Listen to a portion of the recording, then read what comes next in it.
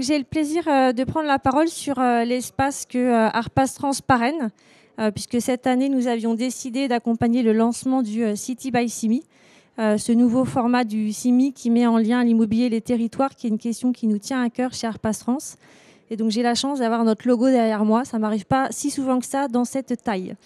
Et vous pouvez nous retrouver sur le stand qui est juste derrière si ce sujet et les autres sujets qu'adresse Arpastrans vous intéressent. La question que nous allons adresser pendant donc, la grosse vingtaine de minutes qui nous restent est celle de la réponse aux enjeux de sobriété par le biais d'une nouvelle vision des lieux de travail.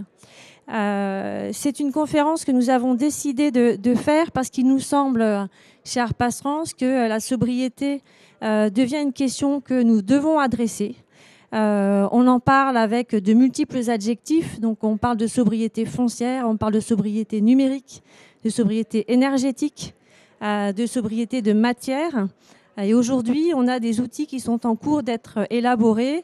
Si je prends l'exemple de la sobriété foncière, par le biais de l'expérimentation en cours avec les 7 territoires pilotes de sobriété foncière qui ont été désignés à la fin de 2020 et qui font un travail pour un certain nombre d'entre eux d'outillage pour traiter ces objectifs de zéro artificialisation nette.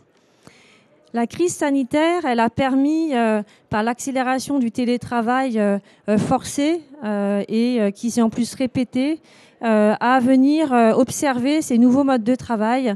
Et il nous a semblé que cette question de ce nouveau mode de travail, que pourrait être le télétravail, les nouveaux types d'espaces, nous permettait d'adresser cette question de est-ce qu'on y trouve une solution de sobriété et comment pourrait-on faire pour que ce soit pertinent et que ce soit opérationnel. Juste quelques mots sur Arpastrans. Donc, on est une société de conseil en immobilier. Nous sommes basés à Paris avec un territoire de jeu qui est métropolitain, plus quelques territoires voisins que sont le Luxembourg et la Belgique. On a la chance d'être certifié Bicorp. On était la première société immobilière à être certifiée Bicorp en France. Donc, on l'est maintenant depuis plus de 4 ans.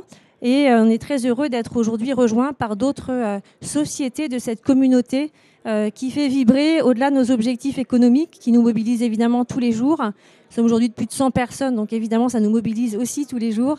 Mais on cherche aussi et on obtient aussi un sens et un impact positif de nos activités, qu'elles soient d'un point de vue environnemental, social ou sociétal. Et c'est ce qui motive beaucoup Arpastrans et ses équipes. Nous avons 4 pôles métiers que vous voyez ici à l'écran, qui nous permet d'aborder des échelles très variées en matière d'immobilier. On travaille à l'échelle des quartiers, à l'échelle des bâtiments et à l'échelle des aménagements intérieurs. Et nous travaillons pour toute la filière des sociétés immobilières, qu'ils vont des foncières, des promoteurs, des exploitants et aussi des utilisateurs et les collectivités et autres donneurs d'ordre publics. Et donc nous adressons à la question du conseil et de l'innovation à travers la programmation, l'AMO, la conduite de projet, le smart building, l'aménagement et le design intérieur, l'immobilier responsable et les sujets qui ont trait au vivant et la biodiversité, pour lequel il y a eu une conférence donnée ce matin par Victor Lavis et Maxime Dupont. Nous avons 4 axes stratégiques qui sont transversaux à nos 4 pôles métiers que je viens de citer, qui sont le sujet de la transition environnementale et de l'adaptation au changement climatique, qui nous paraissent vraiment être 2 voies qu'on doit parcourir de concert et pas l'une à côté de l'autre et surtout pas l'une sans l'autre. Le deuxième sujet, c'est la santé et le bien-être par l'immobilier. Donc, on a un très très bon souvenir du CIMI 2015. On a fait 3 jours de conférences sur le sujet de la santé et du bien-être en partenariat avec le IWBI, qui est le porteur du label WELL.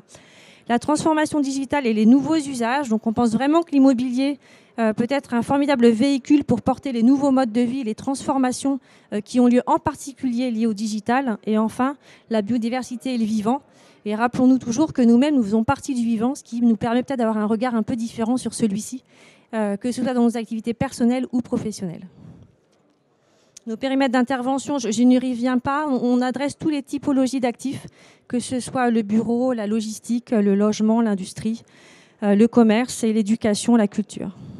On est une équipe de plus de 100 personnes aujourd'hui, avec des expertises qui sont très complémentaires, architectes, thermiciens, écologues, ingénieurs, spécialistes du change, spécialistes des écomatériaux et autres. Et nous avons toutes les barrettes d'accréditation qui nous permettent de valoriser vos projets, que ce soit pour l'environnement, pour le digital pour la santé et le bien-être ou pour les aspects de performance énergétique ou bas carbone. Nous avons un certain nombre de clients, mais j'ai évoqué tout à l'heure le type de sociétés avec lesquelles on travaille.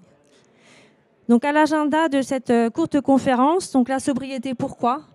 Le deuxième sujet, c'est les liens entre sobriété et espace de travail, tel que nous le voyons. Et enfin, c'est quelle trajectoire se donner pour pouvoir adresser cette question. La sobriété, pourquoi ?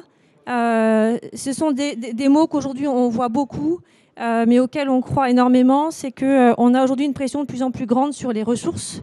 On le voit sur les ressources pour la construction. On le voit aussi sur les ressources qui sont les ressources des écosystèmes. On a une contribution nécessaire à la décarbonation de notre société qui passera par des éléments techniques, mais pas que par des éléments techniques, puisqu'il y a un certain nombre aujourd'hui d'obstacles qui ne vont pas nous permettre de mobiliser tous les moyens tout de suite. C'est ce que nous disent les différents scénarios. Et on a besoin de maîtriser l'étalement urbain, qui est un troisième point qui nous paraît fondamental dans la question de la sobriété. Et le lieu de travail dans tout ça, il a un impact important, puisque les bureaux ont un impact important, autant dans leur construction, dans leur rénovation, dans leur exploitation et dans leur occupation. Et en plus, c'est un territoire d'acculturation très fort pour les personnes qui les occupent quand ils travaillent et qui ramènent des pratiques chez eux et qui, par le biais d'un temps de vie important dans les bureaux, sont acculturés sur des sujets qui sont ceux de l'environnement. Aujourd'hui, un certain nombre d'études ont été réalisées, dont une publication importante là, sur les 2-3 derniers mois. Donc, il y a l'étude de Negawatt, de RTE, de l'ADEME, qui a été Transition 2050, qui est sortie il y a quelques jours, et The Shift Project également, donc, qui nous montre des scénarios où la sobriété est quasiment un invité dans cette question. Donc, tout le monde a l'air de trouver cette voie comme une voie intéressante à observer, puisque dans les scénarios où on garde notre trend et notre tendance actuelle de mode de vie, on a besoin de trouver des solutions qui ne sont pas aujourd'hui disponibles et dont on n'est pas complètement les impacts. RTE lui-même, par rapport à la sobriété et par rapport à la façon dont on pourrait réduire les consommations, note les espaces de travail et le télétravail comme une solution. On a trouvé que c'était assez intéressant que ça puisse être noté en tant que tel dans le résultat de cette étude et dans sa synthèse. Ce que dit l'ADEME, j'ai relevé juste ça parce que c'est la plus récente, elle a quelques jours, dit que la décarbonation de l'énergie sera d'autant plus facilitée que la demande sera faible. Or, la réduction de sa demande est déterminée par deux facteurs, la démarche de sobriété et l'efficacité énergétique par le biais des solutions techniques, et qu'aujourd'hui, il y a des limites physiques et des technologies disponibles. Et la dernière phrase est importante, on n'échappe donc pas à une interrogation sur la sobriété. Par ailleurs, Arpas France est partenaire de l'étude réalisée par l'ADEME et le CSTB, dont je ne peux pas dire grand-chose aujourd'hui, puisqu'elle fera l'objet d'une publication au début d'année 2022, mais qui est sur le sujet d'Imaginons ensemble les bâtiments de demain, et qui travaille sur un certain nombre de scénarios pour voir comment les différentes typologies d'actifs adressent les problématiques de notre futur, qui est à la fois technologique, de mode de vie et de vie en commun. Donc, comment on peut poser la question de la sobriété des espaces de travail ? J'ai noté là 3 éléments qui me paraissent importants. C'est que, 1, les taux de vacances des espaces tertiaires se sont révélés pendant la pandémie importants, à tel point que certaines études ont noté qu'on pourrait avoir jusqu'à 11 millions de mètres carrés qui pourraient être vacants si le télétravail se généralisait. Évidemment, ça a un poids économique extrêmement important et ça peut provoquer des changements de paradigme très forts. Le deuxième point, c'est qu'on a un impact déterminant des mobilités pendulaires sur la facture carbone de notre société et que, évidemment, notre trajet domicile-travail quotidien est évidemment un des facteurs prédominants dans ce sujet. Et le troisième point, c'est qu'on a un poids environnemental de plus en plus grand des solutions numériques. Donc aujourd'hui, le poids du numérique, c'est à peu près 4%, et on le projette sur les 15 prochaines années pouvant doubler, ce qui évidemment en ferait un poids extrêmement fort. Donc qu'est-ce qu'on peut dire du télétravail ? Donc il y a un nombre d'études extraordinaires sur le sujet. Ce qu'on peut dire, c'est qu'il a été mis en lumière par la crise sanitaire. Forcé, contraint, plus ou moins bien vécu, mais force est de constater que ça a à peu près fonctionné dans un délai de mise opérationnelle en quelques jours, quelques semaines pour vraiment être bien, et puis quelques mois pour trouver un mode opératoire à peu près satisfaisant. C'est pas nouveau le télétravail, ça a quasi 50 ans. On parlait de téléwork, par exemple. Mais c'est resté au stade de l'expérimentation pendant très longtemps, à tel point qu'on a des articles qui disent le télétravail, le serpent de mer. Voilà. Donc c'est resté le serpent de mer pendant très longtemps. C'était resté un petit nombre de sociétés qui étaient dans le numérique, qui étaient dans l'innovation, qui étaient déjà tout de suite nées dans l'international et donc qui finalement faisaient du travail à distance de manière naturelle. Et c'était aussi avec une vision très polymorphe, puisqu'il y a un tas de définitions qui sont données au télétravail et qui vont du travail à la maison jusqu'aux personnes qui sont freelance et qui, en fait, sont des partenaires dans le réseau des entreprises. Avant 2020, tout ça, ça amène avec 15% des actifs qui étaient concernés, occasionnellement de manière plus structurelle, au télétravail.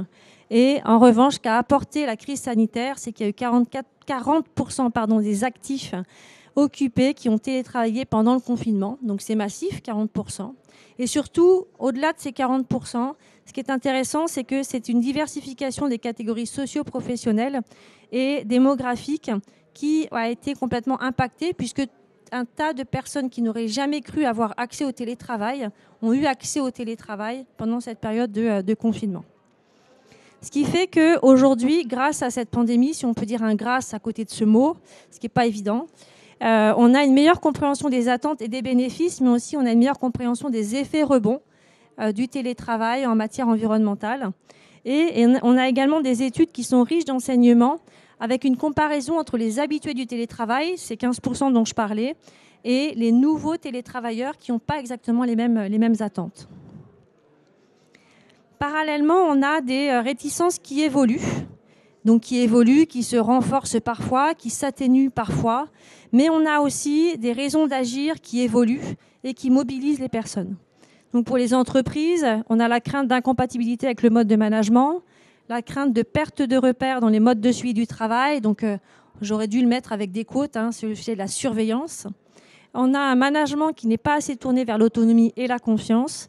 On a le risque du manque d'adaptation, voire le manque tout court d'outils de partage à distance. On a la crainte de la perte d'agilité dans l'organisation et aussi le manque d'habitude d'utilisation des TIC, donc des technologies de l'information et de la communication.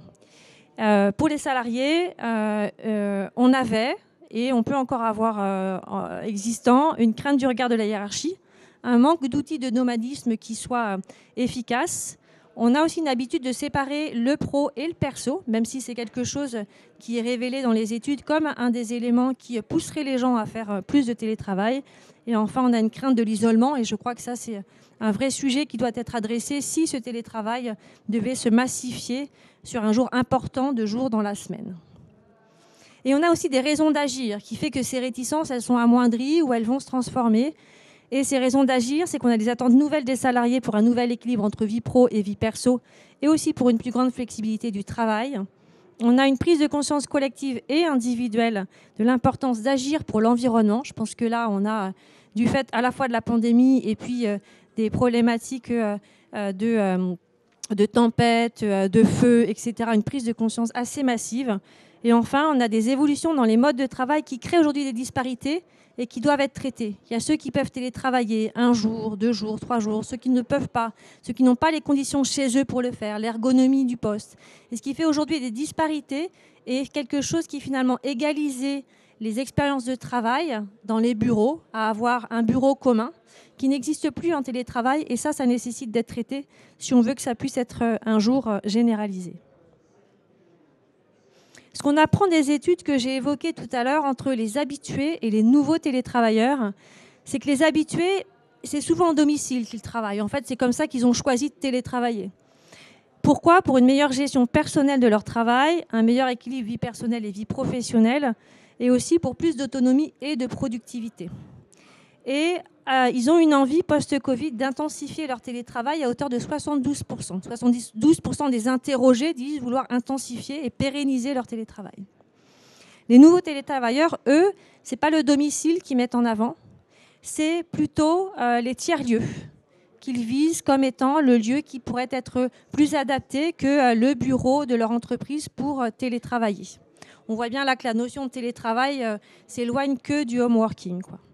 Et pourquoi ? Pour pouvoir économiser du temps de transport, travailler dans un environnement calme et disposer d'horaires plus souples. C'est-à-dire que les expériences de télétravail à la maison n'ont pas été calmes pour tout le monde. Je peux en attester. Même si c'était faisable, ça n'a pas toujours été calme. Voilà. Pouvoir économiser du temps de transport, c'est intéressant parce que entre les personnes qui sont prêtes et qui ont envie de continuer le télétravail versus celles qui n'ont pas envie de poursuivre le télétravail, il y a une différence de 7 minutes. C'est-à-dire que ceux qui souhaitent poursuivre de télétravailler, c'est ceux qui ont un temps de transport plus long que ceux qui ne le souhaitent pas.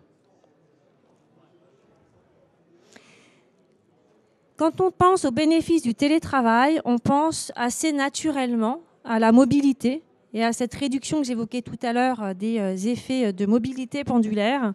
Et on a aujourd'hui quelques chiffres qui sont très intéressants et je vous invite à regarder au moins les synthèses de ces études produites par l'ADEME sur l'année 2020, sur télétravail et mode de vie et sur les effets rebonds, qui nous dit qu'un jour télétravaillé, c'est une réduction du volume de déplacement de 69%, c'est une diminution de la distance parcourue de 39%, et c'est aussi des mobilités pendulaires réduites en tout de 97%, mais aussi des loisirs et des achats approximativement de 50%.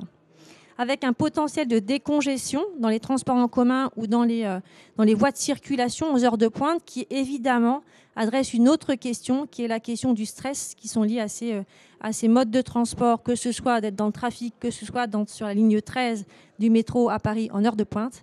On ne peut pas dire que ce soit tous les jours une expérience de vie complètement positive, qui est un élément vraiment déterminant aussi dans les choix du télétravail.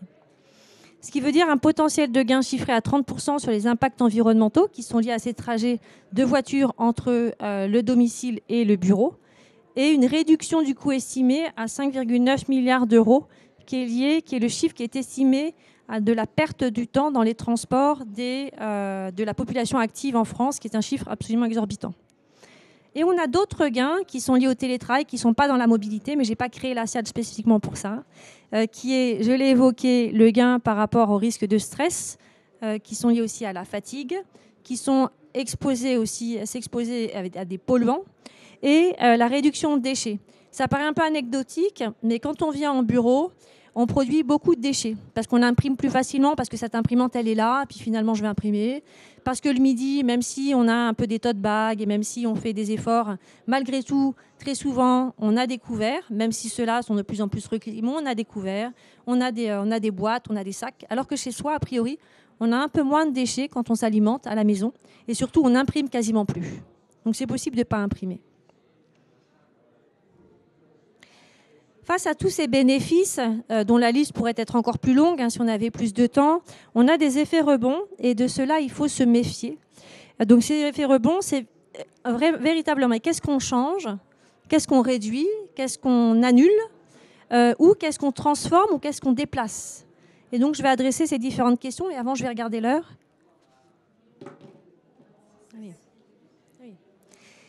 On a un certain nombre d'effets rebonds qui sont donc le premier, les impacts sur la mobilité. Je démarre par le milieu. C'est que certains trajets, bien qu'on soit en télétravail et qu'on travaille à la maison, donc on ne se déplace plus à son bureau, sont quand même des déplacements qu'on va faire. Déposer son enfant à l'école, faire son sport avant d'aller au bureau, faire son achat de dernière minute à la sortie du bureau, en passant entre le bureau, le commerce et sa maison. Tout ça, quand on est en télétravail, on va quand même le faire. Donc on n'annule pas complètement tout. La deuxième chose, c'est qu'il y a eu un attrait pour un mieux vivre. Et ce mieux vivre, pour une partie des Français, il se trouve plus dans les centres de profit, mais il se trouve plutôt en périphérie, il se trouve plutôt à la campagne, il se trouve plutôt dans les villes plus moyennes que, par exemple, la métropole parisienne, francilienne. Et ce sont des effets qui sont importants puisque quand on se déplace dans ces zones périphériques, on augmente sa dépendance à la voiture. On a évidemment, dès lors qu'on se déplace pour ses loisirs ou pour ses achats, si on est à la campagne, on prend son véhicule alors qu'on aurait pris un transport en commun, parce qu'on aurait fait ça beaucoup plus près. Et on a également un risque d'étalement urbain puisque ça fait en fait une progression dans les villes moyennes qui pourrait produire un certain phénomène d'étalement urbain. Donc ces effets rebonds, il faut y faire attention parce qu'ils peuvent finalement soit annuler, voire augmenter les risques qui sont liés plutôt à un impact positif qui se transforme en impact négatif. Bien que les différents scénarios qui ont été travaillés et les personae qui ont été travaillés dans l'étude de l'ADEME, vous regarderez, c'est très bien fait, montrent quasiment à chaque fois un bénéfice quand même du télétravail par rapport à la mobilité. Deuxième impact négatif ou effet rebond, qui est celui de l'impact énergétique. Alors, est-ce qu'on a une plus grande consommation à la maison ? Parce que, par exemple, là, à la maison, il faut mettre la lumière à partir de 16h30. Et que de toute façon, les bureaux, même s'il n'y a que 70% de l'effectif, seront toujours allumés. Donc, est-ce que finalement, on n'additionne pas de la consommation énergétique ? La même chose pour le chauffage. Deuxième chose, c'est est-ce que la consommation dans les bureaux qui sont partiellement occupés, voire inoccupés, parce que je suis quasiment sûre que malheureusement ça a existé, est-ce que vraiment on arrive à réguler le bâtiment, voire à compartimenter le bâtiment de manière à pouvoir réduire les consommations d'énergie dans ces bâtiments qui sont sous-occupés ? On n'en est pas certain. Et on sait que là, il y a forcément un gisement d'économie important dès lors que ces surfaces pourront être mieux exploitées. L'impact du numérique, évidemment, je l'ai évoqué tout à l'heure, donc c'est cette pollution numérique dont on parle, dont on sait aussi que ce numérique nous a permis de faire cette jointure entre je suis au bureau et tac, à 100%, je suis dans ma maison pour travailler. Donc ça a produit des effets positifs. Ça produit aussi des effets négatifs avec un impact des visioconférences et de l'outillage des équipes, puisque je pense qu'ici au CIMI, on est nombreux déjà à avoir un matériel nomade, un téléphone portable, un ordinateur portable. Mais il ne faut jamais oublier qu'on n'est pas tous dans cette situation et que pour un certain nombre de salariés ou d'actifs de la population, ça a occasionné la nécessité d'un deuxième outil de travail à la maison, voire un équipement de Wi-Fi ou un équipement sur de la fibre qui n'était pas encore disponible avant. Je vous laisserai regarder l'infographie à gauche parce que force est de constater qu'il me manque de temps. En revanche, celle de gauche, comment télétravailler léger. Donc même si toutes les solutions à réduire cet effet rebond du numérique ne sont pas aujourd'hui disponibles, on sait qu'on a un certain nombre de choses avec lesquelles on peut travailler, qui sont éviter d'utiliser la 4G de son téléphone et plutôt se mettre sur le Wi-Fi et sur le filaire, nettoyer ses mails, se redonner envie de se téléphoner. Parce que pour le moment, on fait beaucoup de Teams, on fait beaucoup de mails, tout ça, c'est très très bien. Mais se téléphoner, ça coûte moins cher en matière de planète. Et puis c'est tellement agréable. Et puis de fil en aiguille, on adresse plein de sujets. Alors moi, j'aime bien bavarder, donc, mais je trouve que c'est quand même positif. Et en dehors d'être positif, c'est repris par des gens très sérieux qui travaillent sur comment on fait pour réduire l'impact numérique en passant de nouveau à notre voix qui est si agréable à entendre pour certains. Donc comment on fait avec tout ça, maintenant qu'on sait qu'il y a des effets positifs, il y a des risques d'effets rebonds, et puis c'est pas si évident que ça de s'en plonger tous dans les télétravail. Est-ce que c'est vraiment ça qu'on veut d'ailleurs ? Et donc nous, comment on vous propose que ce sujet soit adressé ? C'est que dans les stratégies immobilières pour les entreprises occupantes, on définisse le vrai besoin de mètres carrés. Le vrai besoin de mètres carrés, il n'est peut-être pas celui qu'on a aujourd'hui, il va peut-être se trouver par un mode plus hybride et une solution plus mixte. On cherche aussi à ce que les entreprises, dans leur stratégie immobilière, elles mobilisent les nouvelles formes d'espace, les nouvelles formes d'organisation du travail et les nouveaux outils de travail. Donc on a l'habitude de dire qu'il y a organisation, outils, espace et que c'est dans ce triptyque qu'on va trouver les solutions à quelque chose qui va permettre de réduire les impacts qu'on a évoqués, qui sont l'isolement, le moindre agilité, les phénomènes de moindre collaboration, qui sont des vrais sujets pour les entreprises occupantes. Intégrer les indicateurs de performance environnementale et de qualité de vie, qui sont des nouveaux métriques, qui sont des métriques importants à considérer quand on regarde le sujet des stratégies immobilières et des espaces de travail qu'on propose à ses collaborateurs et qui permettent une flexibilité dans le temps. Donc on a aujourd'hui besoin de réapproprier ces espaces par rapport à d'autres besoins, des espaces de salles de réunion qui ne sont peut-être pas assez présentes aujourd'hui, mais surtout qui sont peut-être surdimensionnés parce qu'on a besoin de beaucoup de visioconférences en one-to-one ou en two-to qui ne sont pas disponibles et des réaménagements d'espace qui vont perdre. Mais est-ce qu'on aura la solution tout de suite à la question ? On n'est pas certain parce que aussi toutes les sociétés n'ont pas atterri encore complètement sur quel est le télétravail qu'ils souhaitent, un jour, 2 jours, 3 jours, flexible, pas flexible, imposé, pas imposé, etc. Voilà. Le deuxième sujet, c'est comment on fait, c'est de faire une conception d'espace de travail qui rend possible les modes de travail hybrides, c'est ce que j'évoque, et qui soit circulaire. Donc la circularité, l'économie circulaire, le réemploi, c'est beaucoup invité dans la construction, dans la rénovation, dans la préparation des chantiers, etc. Aujourd'hui, l'aménagement intérieur, qui est un élément important parce que ça se renouvelle de manière très régulière, est un facteur impactant en matière d'environnement. Il y a besoin d'inviter le circulaire dans les designs intérieurs. Et d'ailleurs, on vous propose de nous écouter le 14 décembre. Ce ne sera pas en présentiel, mais en distanciel. Mais on fera un webinaire sur cette question très particulière du design intérieur circulaire avec les équipes de développement durable et d'aménagement intérieur d'Arpas Trans. Et le troisième point, c'est la création de nouveaux modèles d'engagement contractuel pour fluidifier l'occupation de manière à pouvoir libérer plus facilement des mètres carrés ou de les utiliser différemment. Et il y a aujourd'hui des expériences de corpo working, par exemple, qui permettent de faire un aménagement peut-être de manière plus transitoire que de libérer complètement des mètres carrés. Ce qui nécessite une mobilisation multipartite pour trouver les bonnes solutions, trouver le bon mix entre bureau, télétravail et probablement flex office pour avoir toute cette flexibilité parce qu'on n'aura pas le même nombre de personnes au bureau tous les jours.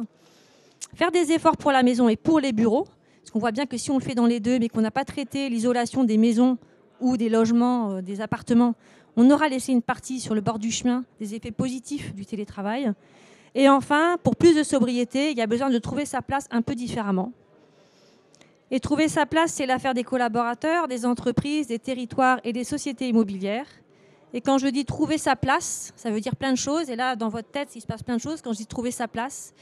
Pour les collaborateurs, c'est dans un corps d'entreprise qui est un peu distendu entre le présentiel et le distanciel, il faut retrouver sa place. C'est quoi ma place dans l'entreprise? C'est quoi ma place avec mes collègues? C'est quoi ma place avec mes partenaires?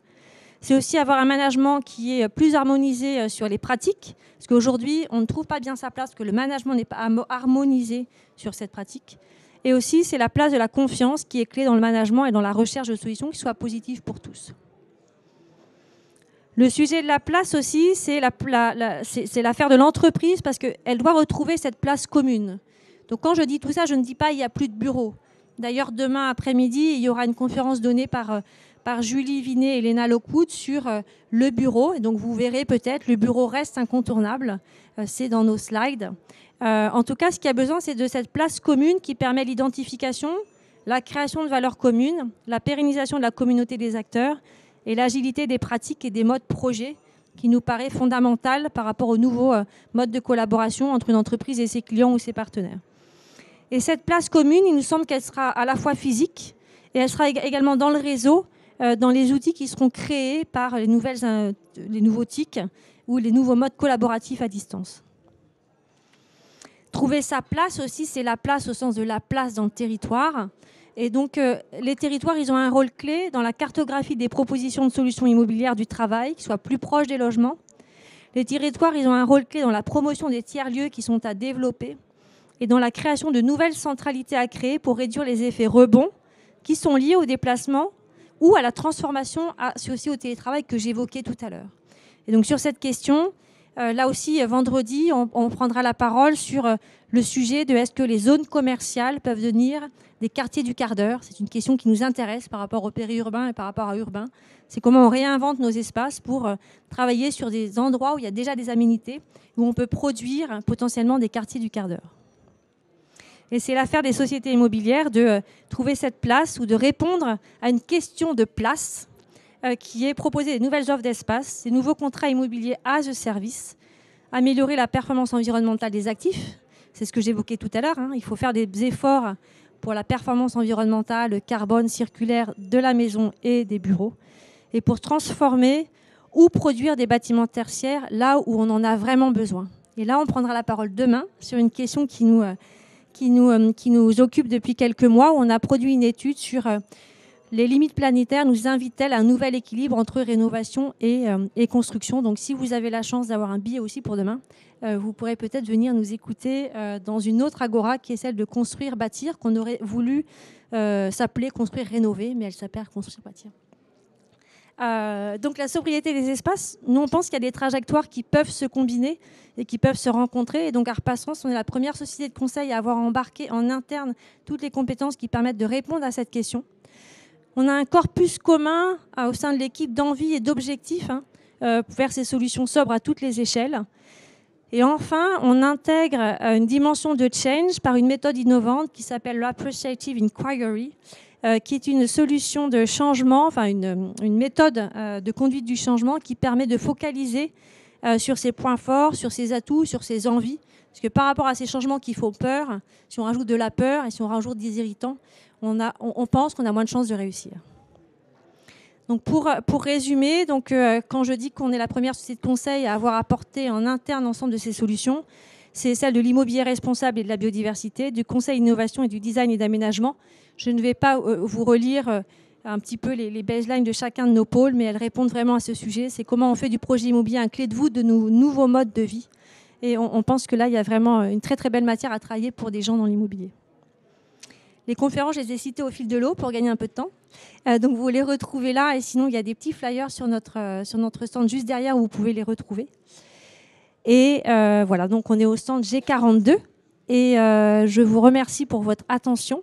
Je crois que j'ai un peu abusé sur l'heure.